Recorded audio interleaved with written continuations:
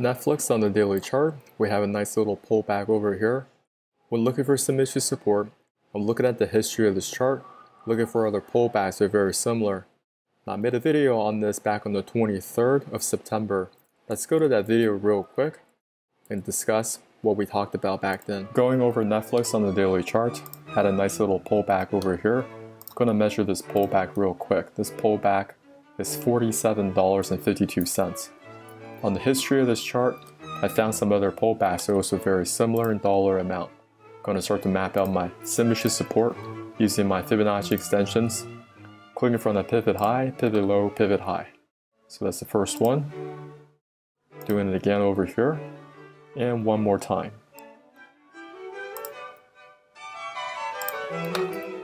And this is our three price relationships, all based on 𝗪𝗏𝗍 support. Jumping on the hourly chart, price is also trading nicely above that 200. Currently, price is holding against that potential areas of support. On the 15-minute time frame, we also have a trigger to go long, where the 8 moving average crosses against the 34 to the upside. Price is also trading above that 200 on the 15-minute. So what you can do here, not financial advice, you can pick up some Netflix at this level with a correct position sizing, but you gotta set your stop below this pivot low. Coming back to this chart, this is where I made the video back on the 23rd of September, and since then, Netflix has taken off and off to the upside. Now we're looking at 645 per share. Now where do we go from here? We're going to do the exact same thing. We're going to look for the same pattern over and over again. This dollar amount seems to be working.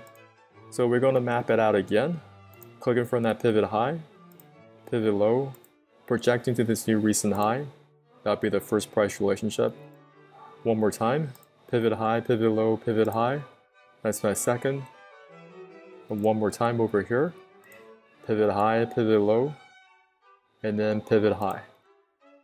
We'd like to see if this area can hold support going forward. That's a three price relationship. Also going to pull using my Fibonacci retracements, clicking from that pivot low to pivot high. We do have a 382 retracement. That is in conjunction with the 𝗪𝗏𝗍 support work that we just did. Jumping on the hourly chart, we also have price trading above that 200 moving average. So it seems we're repeating the same pattern that we had back in September, but anything could happen. Now this is before market opens, but for whatever reason, if market opens below this area, don't do anything with this chart. It's got to exhibit strength, bounce out of this area with a series of higher highs and higher lows. That's why we step back down even further on a 15-minute time frame. On a 15-minute time frame, we want to make sure we come into this area and price starts to bounce out of here with a 8 moving average crossing against a 34 to the upside, continuing with strength to the upside.